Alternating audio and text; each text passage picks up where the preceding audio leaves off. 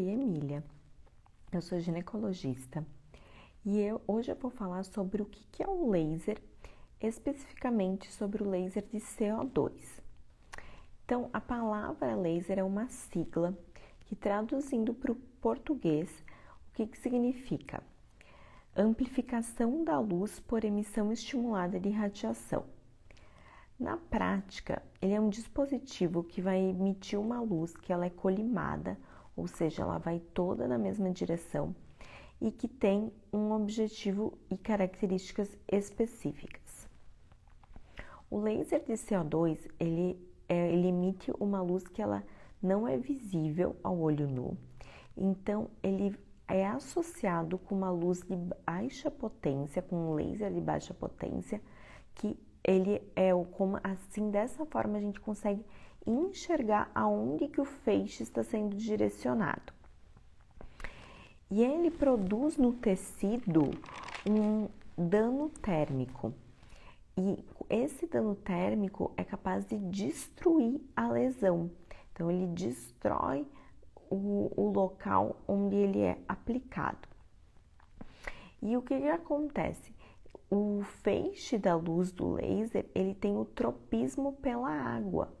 Então, é um tropismo não seletivo, ele vai atingir a parte da água intra e extracelular do tecido e com isso ele consegue destruir uma lesão, como por exemplo no caso das lesões causadas por HPV. Então, ele vai destruir esse tecido. Ele atinge até 7 milímetros de profundidade. O fato dele ter um tropismo pela água é o que faz, quando a gente quer parar o processo do laser, aplicar uma gase com um soro fisiológico, faz com que pare o processo de dano.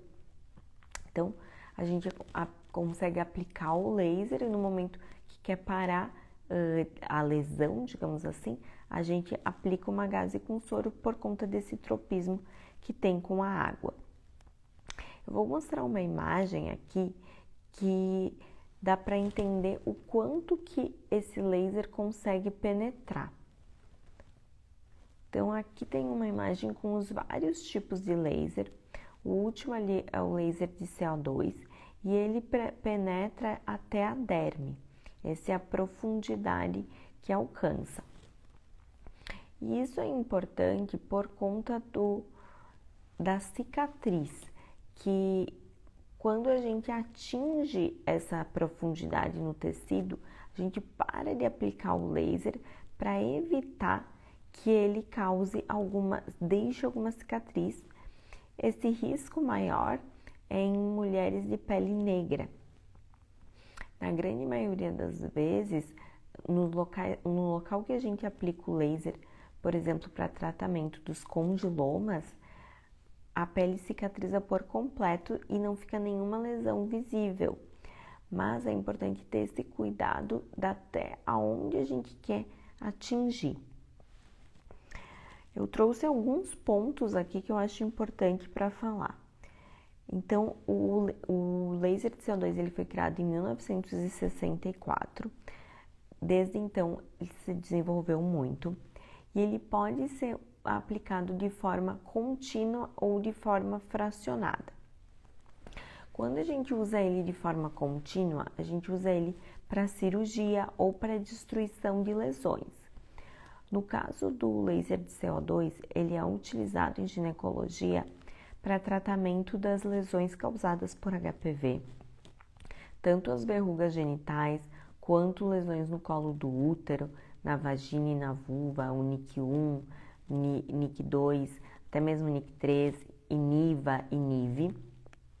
Também pode ser utilizado para tratamento de molusco contagioso e lesões benignas, como por exemplo, cisto de glândula de Bartholin, algum pólipo fibroepitelial da vulva. A gente utiliza ele sempre de forma contínua para tratamento dessas lesões. E ele pode ser utilizado de forma fracionada, que é como se fosse um chuveiro. Então, em vez de estar sendo aplicado por inteiro na pele, é como se a gente tivesse ali um quadradinho e um ponto aplica o laser, o outro ponto será poupado de forma fracionada. Ele é utilizado para rejuvenescimento íntimo, para tratamento da atrofia pós-menopausa, de incontinência urinária. Aqui, o objetivo principal é no tratamento das lesões causadas por HPV, que é, apesar de ser a forma que tem um maior impacto na melhora da qualidade de vida da mulher, ainda pouquíssimos ginecologistas fazem uso desse tratamento, inclusive muitos ginecologistas não sabem nem que existe essa possibilidade. Algumas observações. O laser, ele pode ser utilizado tanto para cortar quanto para vaporizar. Então, quando a gente usa ele na modalidade de corte, por exemplo, para fazer uma cirurgia de um cisto de glândula de Bartholin, a gente utiliza ele focado. E quando a gente utiliza ele para vaporizar, como por exemplo um condiloma, a gente usa ele desfocado. Também ele pode ser usado para coagulação de pequenos vasos sanguíneos. Então, isso ajuda a que tenha menos sangramento durante o procedimento. E quando a gente quer parar o funcionamento dele, a gente vai colocar uma gaze com soro por conta desse tropismo que tem pela água, para esfriar o processo. É importante o uso de óculos de proteção enquanto estiver realizando o procedimento a laser, porque existe o risco de dano ocular.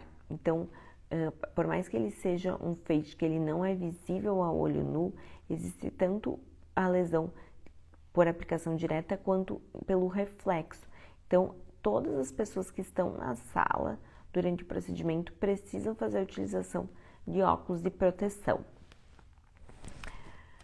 Deixa eu ver mais o que eu gostaria de falar sobre isso. Qual que é o benefício do laser em comparação com a cirurgia convencional ou com a eletrocauterização?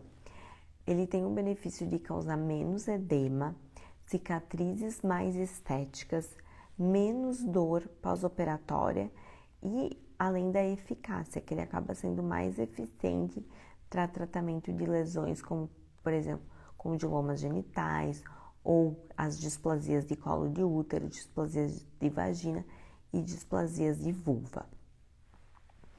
Então, essa era uma live inicial que eu queria trazer um pouquinho do que é o laser de CO2, alguns fundamentos básicos. E nas próximas lives eu vou falar especificamente de cada um desses pontos para qual o laser traz benefício. Então aproveita e já se inscreve no canal do YouTube, segue o perfil tanto do Instagram quanto no Facebook para ficar por dentro de tudo que vai acontecer. Obrigada!